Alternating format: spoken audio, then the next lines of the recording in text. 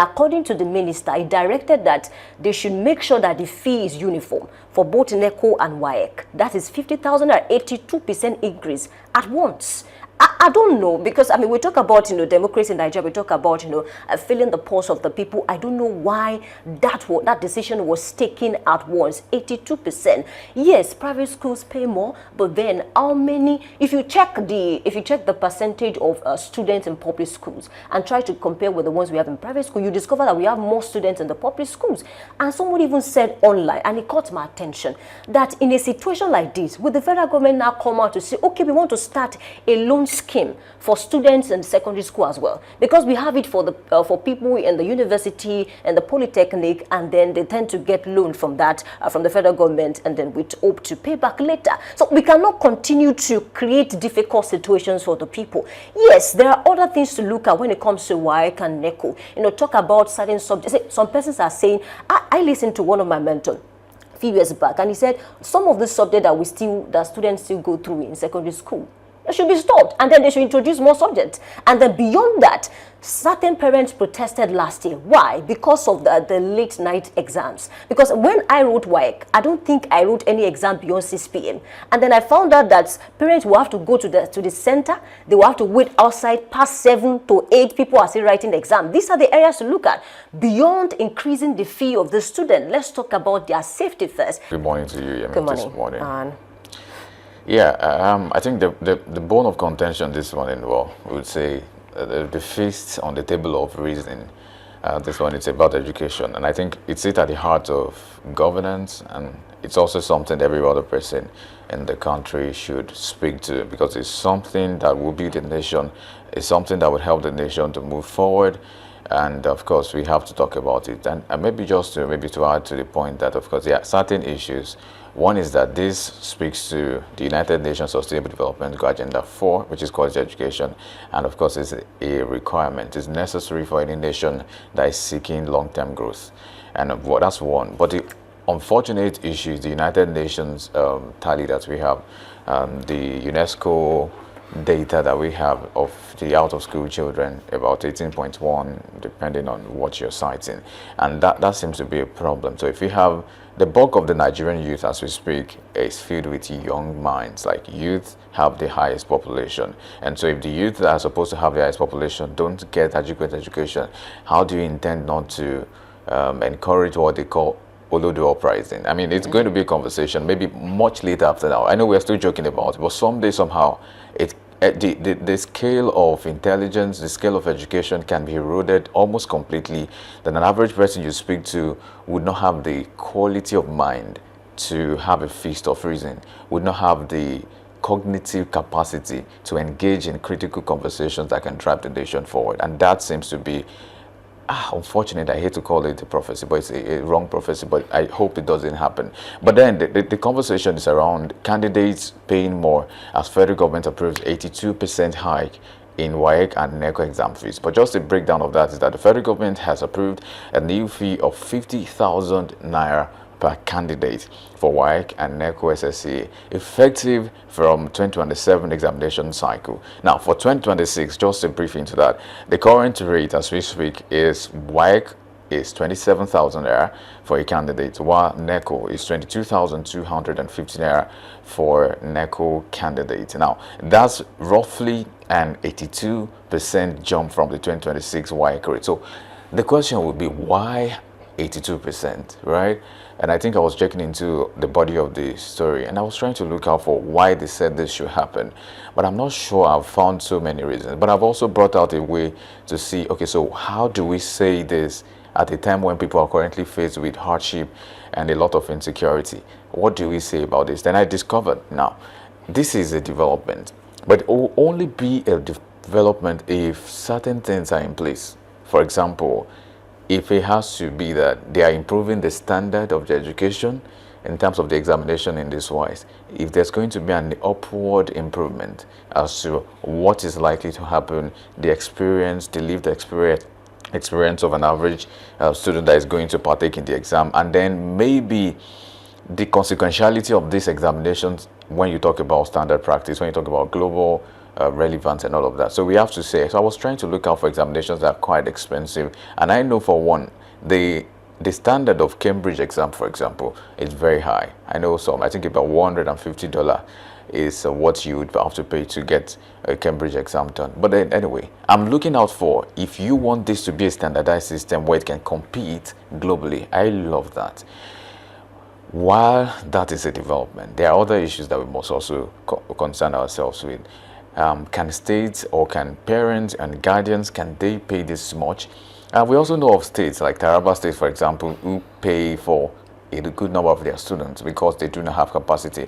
In fact, just a breakdown of that, I was checking into the implications of the WAEC, and I'm seeing that, you know, okay, so maybe I should also first start from the minimum wage, which is about 70,000 naira. So if a parent if a parent has a twin, right, and then you have two of your children about to write the same examination, and you earn, let's take it away from 70, let's just say about 120,000. How much is left for you to feed on if you pay for that month, right? Or parents now need to save up. But whichever way, I'm saying compared to the minimum wage, it's a lot. 50,000 to 70,000 naira. How do you intend to do that? But anyway, that's going to be a problem. And again, in Ebonyi, for example, in previous years, 80% of prospective candidates couldn't pay due to the high fees that has been claimed to be, you know, 27,000 naira for some of them is still a lot of money. So some parents, about 82% of candidates, prospective candidates in Ebonyi State, that's for context, could not pay that. Now, the dropout risk is also alarming because there's a chance that late registration would happen and maybe a lot of persons will just say, well, so what's the point? Mama, my child, come and go to the market. Let's go and do business. It's better off this thing that is taking or gulping a lot of money. And, you know, so most students will have to delay, miss deadlines, and even some of them will drop out eventually. And we talk about the out-of-school children. It's a lot to deal with, right? You don't want to add this to the problem. And of course, increased burden on state. Like I was saying, Taraba State, you know, had to release about 1.39 billion naira for about 39,536 WAEC students and about 1.61 billion naira for NECO as well. You know, so what do we expect from this? More states will have difficulty sponsoring candidates. And so what does it mean? It goes back to the parents, to the guardians. They have to look for the money. So where do they get the money? Is there an increase in their pay? These are questionable things, right? And I'm also saying that for private institutions or private schools in that wise, they pay more. Private schools, an average private school pay 250,000 or 300,000 for WAEC. So now what do you expect? They would need to increase the tally. So if it's from 250, now if they have to pay 400 or 300 or 350,000, that's a lot on the parents' end too, right? There are many things that are attached to this thing. While it is a development, there are certain things we should also tackle. We cannot just leave this at the table of parents and say, you guys deal with it. Let's have a more concrete that let it be a case of value for your money.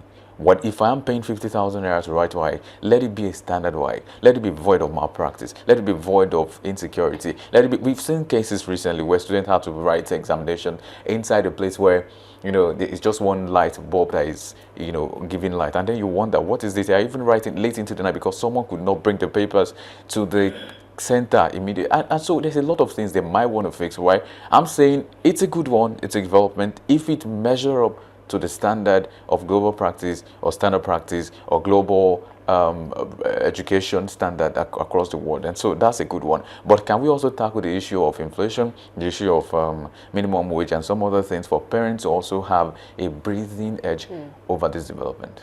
Right, so let me take it from the angle of out-of-school children. We have about 18 million out-of-school children in Nigeria, and I think it's really sad. So if care is not taken with this new development now, in the next 5 years, it might increase, you know, to maybe, God forbid, maybe 25 million. But then let's just be real.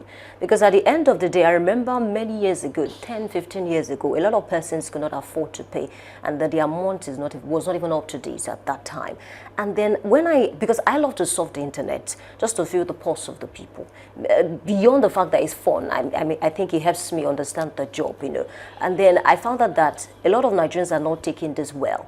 While some persons are comparing Nigeria with other countries like UK, like US. See, I really do not understand why you'd decide to compare Nigeria with other countries in a situation like this. And I saw some persons, they tweeted and said, oh, well, to write a final exam in the UK or the US, you have to pay this amount, you have to pay $500 and things like that. It's nothing compared to what people are asked to pay in Nigeria. And you look at the peculiarities. It's okay to compare, but then you look at the peculiarities before you compare. Some persons now said it appears there's an attack, concerning education in Nigeria, and then they were able to give certain reasons. Recently, the cutoff mark for JAMB was reduced. And then people are still complaining that if you check the quality of students that are graduating these days, sometimes you wonder.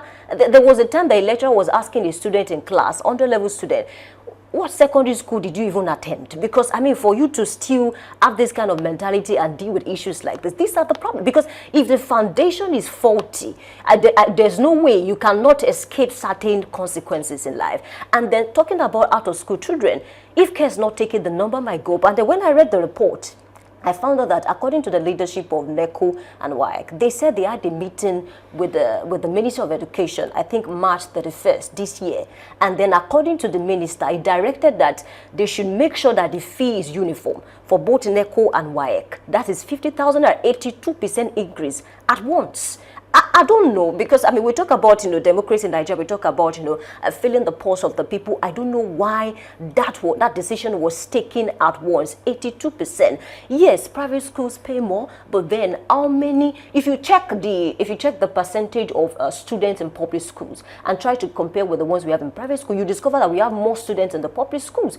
And someone even said online, and it caught my attention, that in a situation like this, would the federal government now come out to say, okay, we want to start a loan scheme for students in secondary school as well, because we have it for the for people in the university and the polytechnic, and then they tend to get loan from that from the federal government, and then we hope to pay back later. So we cannot continue to create difficult situations for the people. Yes, there are other things to look at when it comes to WAEC and NECO. Talk about certain subjects. Some persons are saying, I listened to one of my mentors a few years back, and he said some of the subjects that students still go through in secondary school, it should be stopped, and then they should introduce more subjects. And then beyond that, certain parents protested last year. Why? Because of the late night exams. Because when I wrote WAEC, I don't think I wrote any exam beyond 6 p.m. And then I found out that parents will have to go to the center. They will have to wait outside past 7 to 8. People are still writing the exam. These are the areas to look at. Beyond increasing the fee of the student, let's talk about their safety first. In the north, there was a video that circulated online last month. Students were running eta for their lives, and they were supposed to prepare for exams. And then you imagine those students will write the exam, and then you say their result is not good. Because, I mean, the environment is very important too. A popular philosopher says something, that you cannot take out the environment from anybody. The environment where you are, where you study, what you're exposed to, will determine your level of success. Education, no car, anything. It is very important. So if these children at that stage or at this stage are still experiencing things like this, I think we should be more intentional as a country. I'm not saying it is totally wrong to have decided to increase the fee, but at the end of the day, we should be considerate, because just like I said, some parents could not even afford to pay 27,500. Some had to tell their children, wait till next year when we can afford it. Some had to borrow money. And then you didn't factor all of this into consideration. You're not talking about the biting inflation in the country. And then you're just looking at the fact that how come the private schools, they are charging as high as 300, 250 and things like that. So 50,000 should not be a big deal to some parents. No, you don't generalize. You should factor certain things into consideration before taking an action. But at the end of the day, we have to be more intentional about education, because any country who fails to invest in education, they will bear the consequences, and it might be so dire. And that's the problem, because if you look at countries like UK and US that people are comparing Nigeria with, you discover that some of them don't even go to the university. Why? Because it's expensive. But then if you listen, or if you sit down with the college student, see, you have to be strong as a university graduate to be able to have conversations with them, because these people, they know a lot. If you check their curriculum, you can't begin to compare it to what we have in Nigeria. So a lot of them, they don't even go to the university, and they are okay, they are sound. When you listen to them talk, you will know that they went through a thorough process, not just go to school and come back. They went through school because of the certain subject that they do. So I think we need to improve what we do in Nigeria as well. Speaking about the curriculum, speaking about the subjects. See, at this point, if we need to cancel some subject, I don't think anybody will die, basically. And then introduce certain subject that can make the lives of these people better. If some persons are even calling for, even at the university level, some courses, they are not really doing so much for the society. You see, I've seen videos online of some Chinese students, American student doing big things in 13-year-old, 14-year-old, and then it's hard to see something like that in Nigeria. But then recently we've seen examples of some students 13, 14 making us proud as a nation. How do we encourage these people? I don't think it's wrong to have increased the fee, but at the end of the day, let's make sure that the environment is conducive for these people to learn, both the poor and the rich. I think your points are so valid that I'm already, I would like to maybe add a few points to some of the things you've said. And it's very important that we note out what we should now profess that the government can do, and do a bit of solutions journalism, right? Almost everybody can tell this is going to bite hard on the parents, guardians, and every other person involved who has a child or two or more. And this is a conversation. But I think one of the very important things we do is that we take it, the Ministry of Education should take it a step further. Instead of just staying with the examination level, let's go back to the universities or the secondary schools, I mean to say, and the primary school as well. Let's look out at, for the curriculum, right? There are a lot of things that need to be changed. This is 2026. There are a lot of countries who have gone ahead of us, and we know we can also go there. We can do, especially when it comes to education. Can we have digital certificate for these people that are writing the exam, or even before the examinations, right? What is the state of our secondary schools? How well can they measure up to global standards and global practice? That is one thing we should say. We should have a conversation on. And I'm going to say just a few points now. The first thing is that I'm thinking the federal government must have something they call a national fund for indigent students. And this is going to really help, like Taraba State is doing and some other states are trying to do, to pay a bit of subsidy for that kind of amount that students will have to pay. And that's one. And just a brief into that as well. I will also maybe add to that precept to say, now, if this hike will be reasonable, if it will be acceptable, one, we need a lot of orientation too. We need to go out around town, tell parents why you're doing this, and let information go out before this policy begins, right? Let's begin. So that's one of the things I'm professing that we should do. And let it also be that there's visible service upgrades in the education sector, especially in the examination sector.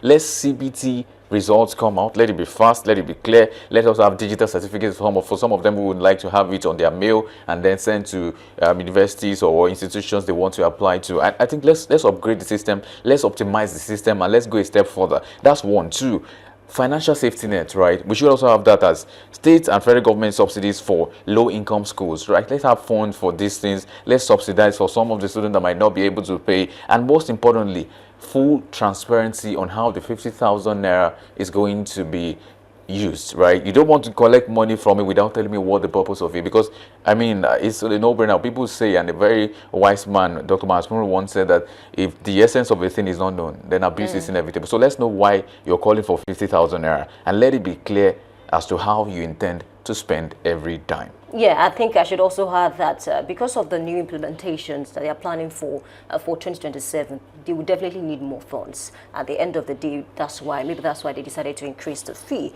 And so people would like to hear what they want to do with the money, and just to ensure the safety of the students, and then ensure that they are comfortable even while writing the examination. It's a fine place to leave that discussion this morning, and we take a short break. When we come back, we move on to the big story. We'll be right back.